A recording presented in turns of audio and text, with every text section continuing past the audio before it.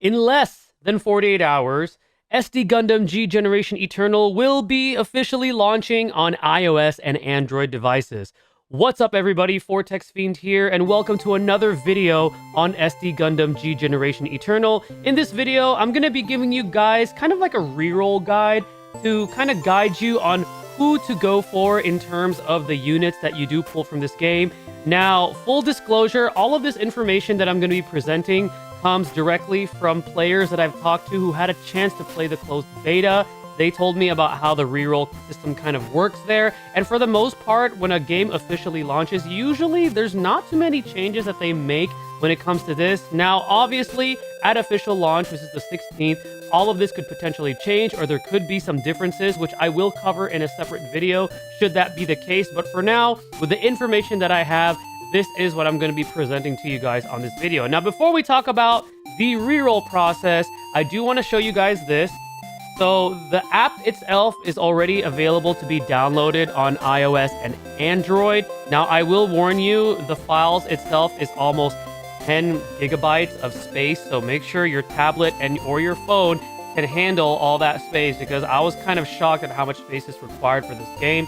And also, when you do download the app, make sure you go straight into menu and do the batch download, because it took quite a while and my internet speeds are actually pretty good.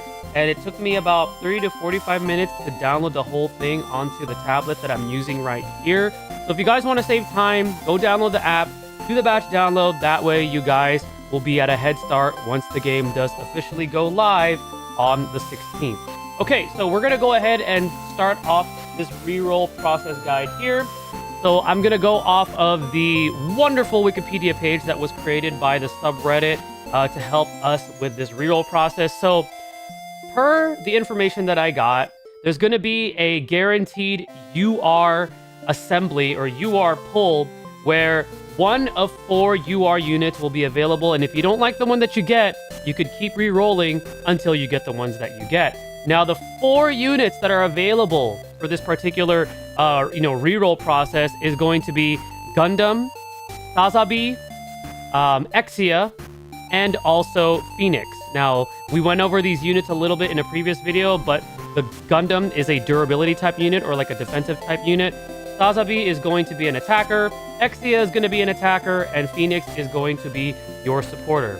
Gundam itself is the tankiest of the bunch. However, it has the least mobility because it is more defensive. It does have access to an attack down and an accuracy down, and it does have increased max HP and all that stuff that a defensive type unit would have. And as you can see right here on how to get, it does say right here, Gacha repullable 1 UR unit guaranteed unit assembly. So this is how you could tell if this unit is part of that reroll. So defensive unit right here for the regular Gundam. For Sazabi, Sazabi is an offensive type DPS unit.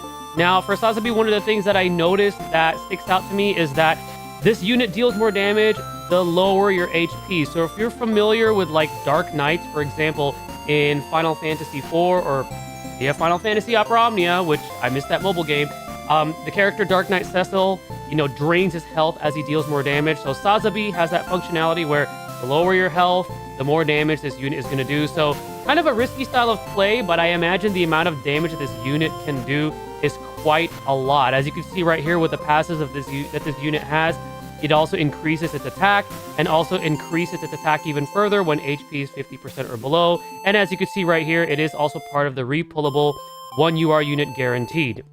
Exia is going to be another unit that's available in the UR selector. So Exia is another attacking type unit.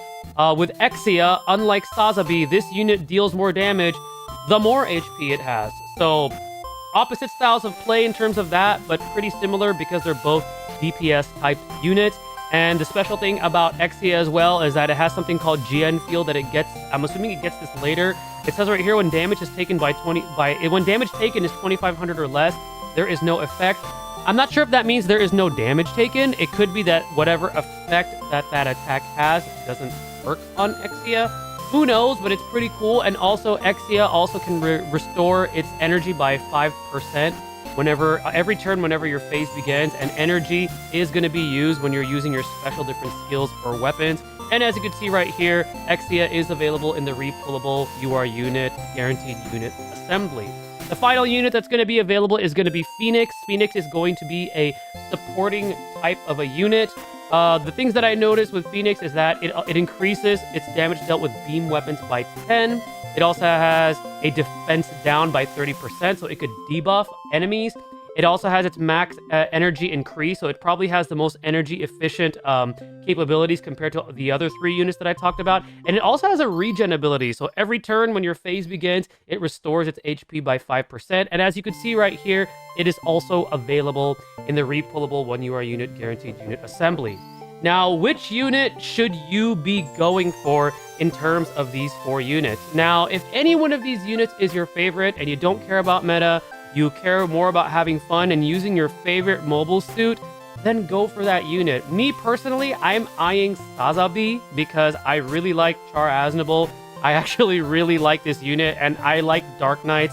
Final Fantasy IV, for example, is one of my favorite games of all time, and Cecil is an awesome character. So having that Dark Knight style of play, I really like Sazabi. I think his design looks cool. Now, from a smooth gameplay, playthrough, meta perspective, I actually was drawn attention to a comment in my video that was left by someone who actually plays the closed beta.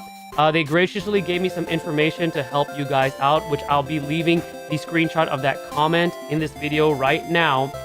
Now, that person suggested, from a general consensus from playing the closed beta, that Exia is probably the one to choose if you're going for like a more meta perspective or for a more smooth gameplay, because later on, the Z Gundam stages in particular, and it is stated in that comment, it wants you to essentially have a unit that specializes in aerial combat, that does really, really well in aerial terrain. And Exia being an offensive type unit, and also, as you can see right here, this is the atmospheric or aerial terrain. He actually has an advantage in this particular terrain. Now, I know Phoenix also has that advantage, but Phoenix is more of a supportive type unit. So if you're looking for more like oomph and more damage, then you're going to definitely want to go with Exia. Per that person's comment, going with Exia is going to make your life a whole lot easier. And the way that you could actually tell if a unit does well in certain terrain, I didn't know this until I actually clicked this button right here on this website, because I was using light mode, which I couldn't see the symbols. But I put it on dark mode, so now I can see right here. If a unit has a circle shape at the right next to the terrain, it means that they have an advantage in that field.